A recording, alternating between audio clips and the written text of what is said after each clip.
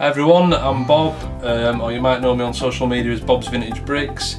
I created the Red Dwarf LEGO idea, and more recently the Red Dwarf Starbug LEGO idea, and I'd like to thank the official Red Dwarf fan club for inviting me to the Hollyhock 2021 digital event.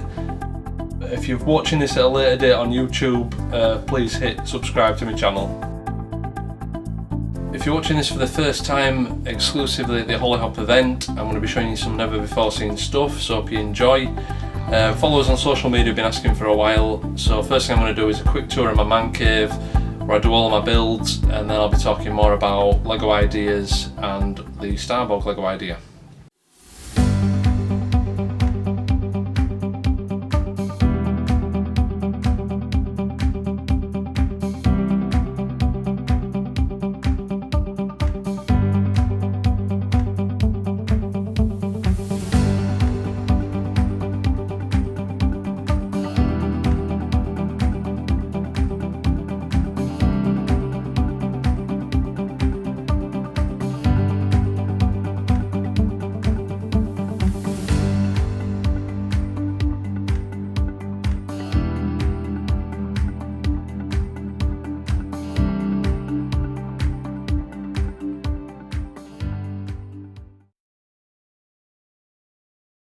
So what is LEGOIdeas? So LEGOIdeas is a brilliant platform where fans from all over the world can submit their creations to be voted on.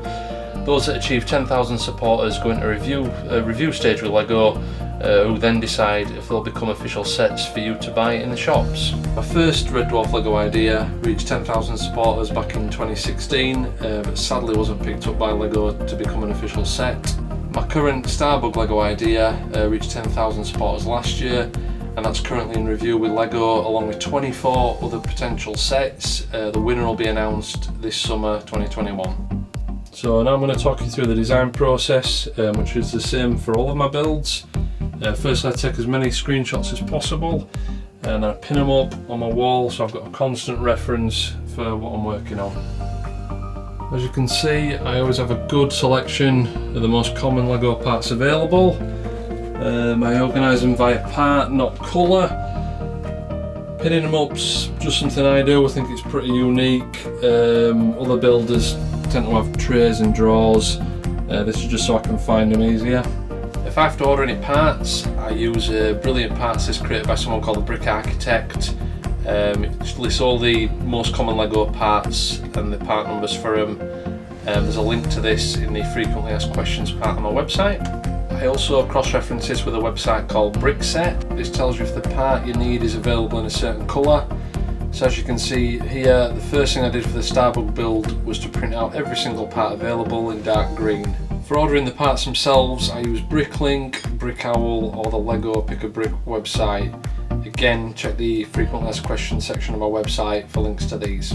Then the building itself, for me, it's just lots and lots of trial and error. My first idea took roughly 7 months to build. The Starbug idea took approximately a year and a half, simply because it's all done in my spare time. I know people ask me at shows, but it's not my full-time job. I wish it was. For both Red Dwarf LEGOIdeas, I teamed up with a company called Minifigs. They specialise in custom LEGO minifigures. Back in 2016 they'd already designed some Red Dwarf minifigs, which I just happily stumbled across online. I was originally going to try create my own, but after discovering them I decided to ask if I could use their figures in my build. They agreed, which was great. So for the custom tiles on the first idea, believe it or not, while I were at work, my wife drew them on A4. Here's some of the originals. They were then scanned onto my computer, shrunk down, printed on self-adhesive photo paper, and then stuck on the build. Since that, Minifigs have updated them, so we've got brand new tiles. You can check them out on my website as well. For the Starbug LEGO idea, I think I'd instilled a bit of confidence in Minifigs by the time we got to this idea. They agreed to design the minifigures and the custom tiles exactly how I wanted them, and in return they'd be full partners on the project. So as you can see, the numbers are a lot sharper on the bug, and they just look a lot more professional. Just for comparison, here's the Hollyhock drive using his 2016 submission on the left, and the one on the right is from his most recent Starbug. As you can see, one on the right includes the stop start, and it's professionally printed, again by Minifigs, just looks a lot better. Ben from Minifigs Me was an absolute pleasure to deal with. He designed the figures exactly how I had in mind. It were all done by endless emails, and I've still never met him to this day. We decided to use looks from all different seasons just because continuity is a running gag on Red Dwarf, so we could use this to our advantage really. For Crichton, it was a Series 7 look, Cap and Lister from Series 4, Kachansky Series 1, and this time we used Herige's Holly, just because we'd used Norman's incarnation in the first idea. And of course Rimmer in his gingham dress attire from Quarantine. Believe it or not, the penguin is not a custom. LEGO do actually produce a penguin with glowing red eyes, so that was handy. So now I'm going to answer some up we get asked a lot. On LEGOIdeas site, at shows, on social, and that's why didn't we include a Rimmer in a standard uniform. This was simply because we'd already done it in first idea, wanted to go different, wanted to do something radical, so that's why we did a Quarantine version with a Starbug. If LEGO pick up the Starbug, put it into production, hopefully we can suggest to them to include a standard uniform version as well.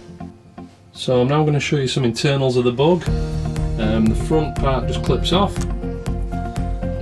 We've got Holly there, blue alert bulb, and it's modelled on Series 5, hence the 2 cockpit chairs. Now I'm going to show you the middle section, which has got a hinge door. See it in there, and that's obviously from Series 6. Got some more custom tiles in there as well, airlock door. As for the brilliant photos used in my LEGOIdeas submissions, I'm very lucky in the fact that during my day job I share an office with someone who does photography in his spare time, a gentleman called Paul Zanovich. This man actually encouraged me to get back into LEGO in 2015, and has been very supportive ever since. So once the ideas are live on LEGOIdeas, I do the bulk of my promotion on social media, Facebook, Instagram, probably most successfully Twitter, where most of the show's cast and creators are giving me retweets. Craig's recently followed me, which I were made up with that, that's brilliant. I'm also on LinkedIn, TikTok and YouTube. So I'd like to end the video just by giving a massive thank you to everyone who's gone on and supported the idea, my original and my new Starbug one. Social media groups, not just Red Dwarf ones, SFX magazine, Blocks magazine, various websites, newspapers, and again the cast and creators of Red Dwarf who all helped me promote the idea. It really is appreciated. If you'd like to read a more in-depth story on how it all began, or download the instructions from my original Red Dwarf LEGO idea, please check out my website, and follow me on social media for all the latest news. Again, if you're watching on YouTube, please leave any questions or anything you might have missed in the comments section. I hope everyone enjoys the rest of Hollyhock 2021.